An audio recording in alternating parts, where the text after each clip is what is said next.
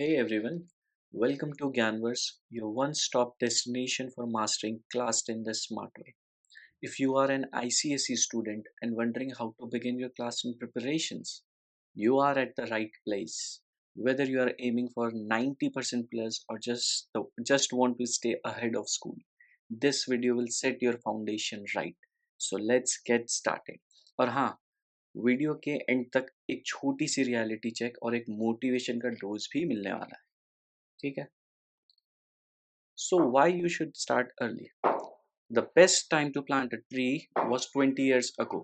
The second best time is now. तो preparation भी भाई कुछ इसी तरीके की ही होती है. If you start right now तो तुम्हारे पास जो तुम्हारा जो सिलेबस है वो तुम्हारा टाइम पे ख़त्म होगा and you will get time for your revision. और एग्ज़ाम के टाइम पे कोई स्ट्रेस नहीं होगा. तो you will get more time for revision, less pressure and but better better understanding of concepts. मतलब टेंशन फ्री प्रिपरेशन होने वाली है बिल्कुल.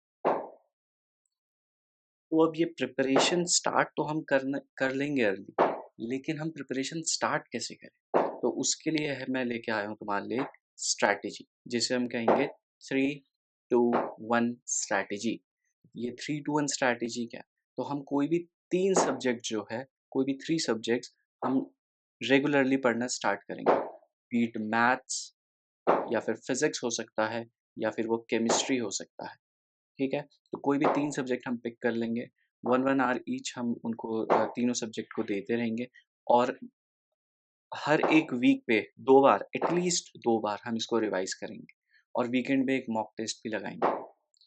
अगर ये स्ट्रैटेजी तुम अपना लेते हो ना, तो आई गारंटी यू कि तुम्हें 95 प्लस लाने से कोई नहीं रोक सकता. नेक्स्ट थिंग इज़ कि सब्जेक्ट वाइज़ हम कैसे स्ट्रैटेजी बना सकते हैं? तो सब्जेक्ट वाइज़ हम ऐसे स्ट्रैटेजी बना सकते हैं, जैसे मैथ्स अगर हम पिक कर लेते हैं, तो सबसे पहले हम मैथ का कोई भी एक चैप्टर अगर हम पिक करते हैं, लेट्स सपोज़ हम क्वाड्रेटिक इक्वेशन पिक करते हैं, तो सबसे पहले हम क्या करेंगे, उसके एग्ज़ाम्पल्स जो है वो प्रैक्टिस करना शुरू करेंगे. पहले एग्ज़ाम्पल्स क्यों करना है? एग्ज़ाम्पल्स करने से क्या होगा कि हमारे कॉन्सेप्ट जो है वो बिल्ड हो जाएँगे. क्या-क्या कॉन्सेप्ट्स उसमें लगने वाले हैं उस चैप्टर पे, वो हमारे सारे बिल्ड हो जाएँगे और उसके बाद फिर हम कोई भी प्रॉब्लम जो आने वाली है, वो हम सॉल्व कर लेंगे. तो पहले हम एग्ज़ाम्पल से स्टार्ट करेंगे.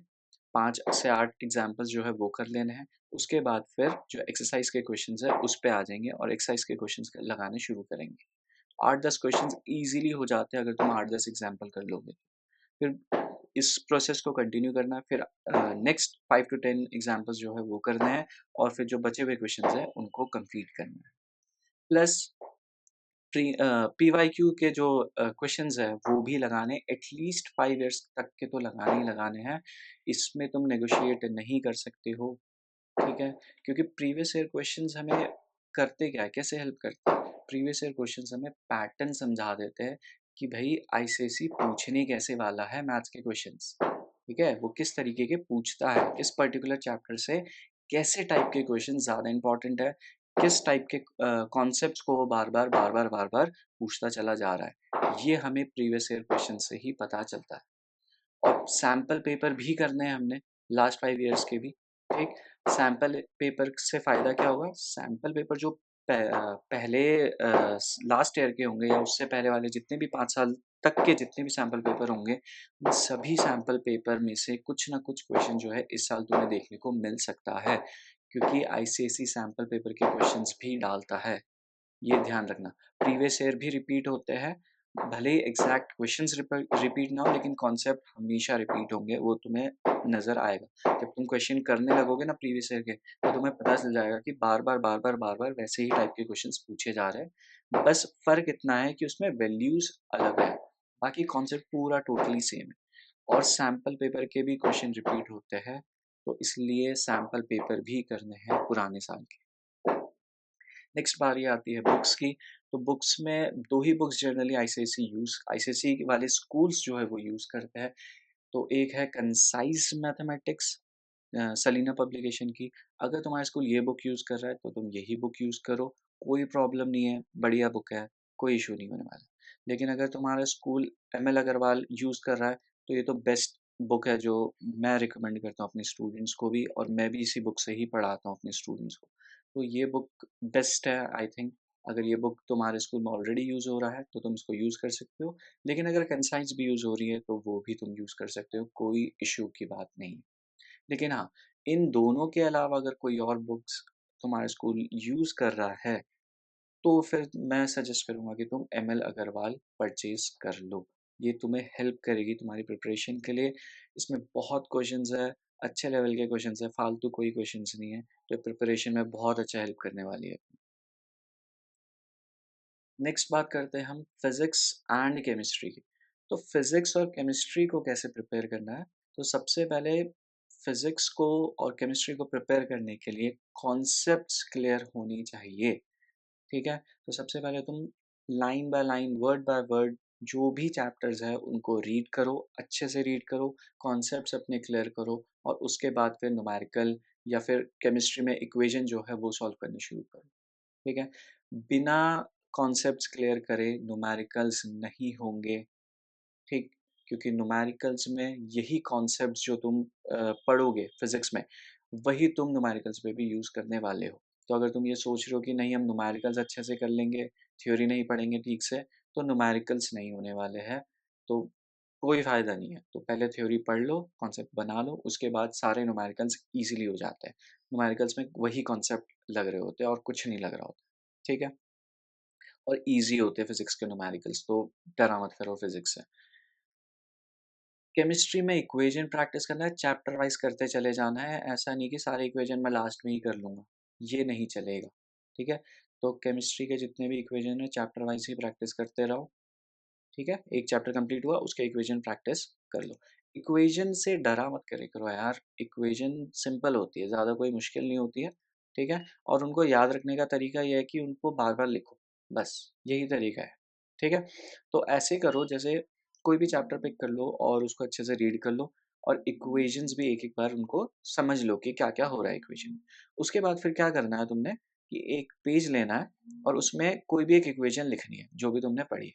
अगर तुम लिख पाते हो अच्छी बात है, नहीं लिख पाते हो तो फिर क्या करो दोबारा से उस इक्वेशन को देखो और समझो क्या हो रहा है और सेकंड टाइम इसको लिखने की कोशिश करो। सेकंड टाइम भी नहीं हो पा रहा है, फिर थर्ड टाइम करो, फिर नहीं हो पा रहा है, फोर्थ टाइम करो, फोर्थ टाइम हो गया तो फिफ्थ टाइम एक और बार कर लो, ठीक है? एट मिनिमम 2 बार ऐसा होना चाहिए कि तुम प्रॉपर्ली उसको लिख पाओ। अगर ऐसा कर पा रहे हो, तो फिर तुम नेक्स्ट इक्वेशन में बढ़ सकते हो। इससे क्या होगा कि तुम्हारी लॉन्ग टर्म मेमोरी बिल्ड हो जाएगी, उस इक्वेशन को तुम्हारे वो इक्वेशन जो है तुम्हारे ब्रेन में फीड हो जाएगी, ठीक है? और तुम ईज़िली भूलोगे नहीं, ज़्यादा लंबे टाइम तक उसको याद रखोगे। पर हाँ, बीच-बीच में उसको रिवाइज़ करते रहना पड़ेगा, ठीक है? प्रीवियस ईयर पेपर इसमें भी सॉल्व करने पड़ेंगे, सैंपल पेपर इसमें भी सॉल्व करने पड़ेंगे। सेम वही है कि कॉन्सेप्ट्स क्लियर तुम्हारे जब हो जाएँगे तो तुम्हें क्वेश्चंस करने भी तो आने चाहिए ना। कॉन्सेप्ट सिर्फ़ कॉन्सेप्ट क्लियर करने से नहीं होता, उस कॉन्सेप्ट को यूज़ कैसे करना है वो भी हमें आना चाहिए। और वो कहाँ से पता चलेगा हमें? प्रीवियस ईयर पेपर से, जितने भी तुम प्रैक्टिस करोगे न्यूमेरिकल्स उसमें से और सैंपल पेपर में से। बुक कौन-सी यूज़ कर सकते हैं? तो फिज़िक्स के लिए तो यही बुक यूज़ करनी है, ठीक है? कंसाइज़ फिज़िक्स जो कि तुम्हारी सलीना पब्लिकेशन की होगी, यही बुक यूज़ करनी है, इसके अलावा कोई और बुक यूज़ नहीं करनी है और कोई और बुक यूज़ करने की ज़रूरत है भी नहीं, ठीक है? बात आती है केमिस्ट्री की, तो केमिस्ट्री में भी कंसाइज़ यूज़ कर सकते हो। अगर तुम्हारा स्कूल कोई और बुक यूज़ कर रहा है कंसाइज़ के अलावा, तो आई वुड सजेस्ट कि तुम जे दलाल जो है, इसको बाय कर सकते हो। रीज़न बीइंग जे दलाल का जो फ़ॉन्ट है, टेक्स्ट है, वो इंटिमिडेटिंग लग सकता है। लेकिन ना इसमें एक बार तुम्हें आदत होगी, तो इसमें इतने अच्छे तरीके से लिखा है, एकदम नोट्स के फ़ॉर्म पे लिखा है कि तुम्हें नोट्स बनाने की ज़रूरत ही नहीं है और तुम ईज़िली रिविज़न भी इसमें से कर सकते हो। तो सिर्फ़ ये बुक ही रहेगा, बुक ही है, इसमें ही कॉन्सेप्ट्स हैं, यही नोट्स है तुम्हारा। तो आई वुड सजेस्ट अगर कंसाइज़ यूज़ नहीं हो रही है, इसके अलावा कोई और बुक यूज़ हो रही है, तो by J Dalal, okay? Now history, geography तो हिस्ट्री आई नो सबको बेकार लगती है, ठीक है? मेरे को भी बेकार लगती थी। बट अगर हिस्ट्री को ना तुम एक स्टोरी की तरह समझो और वैसे पढ़ना शुरू करो, चैप्टर वाइज़ चैप्टर एक स्टोरी समझो कि एक नॉवल जो है तुमने वो नॉवल उठा रखी है और उसको पढ़ना शुरू कर रहे हो बस। वैसे अगर पढ़ोगे तो ट्रस्ट मी बहुत मज़ा आने वाला है। हिस्ट्री इंटरेस्टिंग होती है, ठीक है? बस वो तभी इंटरेस्टिंग लगेगी तुम्हें जब तुम खुद से उसको पढ़ोगे। अगर कोई और तुम्हें पढ़ाएगा तो हो सकता है इतनी इंटरेस्टिंग ना लगे तुम्हें, बोरिंग लगे।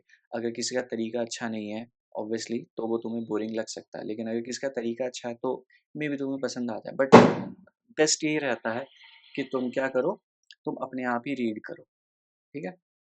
जैसे हैरी पॉटर की बुक्स वगैरह रीड करते हो ना तुम लोग, game of thrones, Harry Potter, तो बस वैसे ही समझ के इसको रीड करना शुरू करो।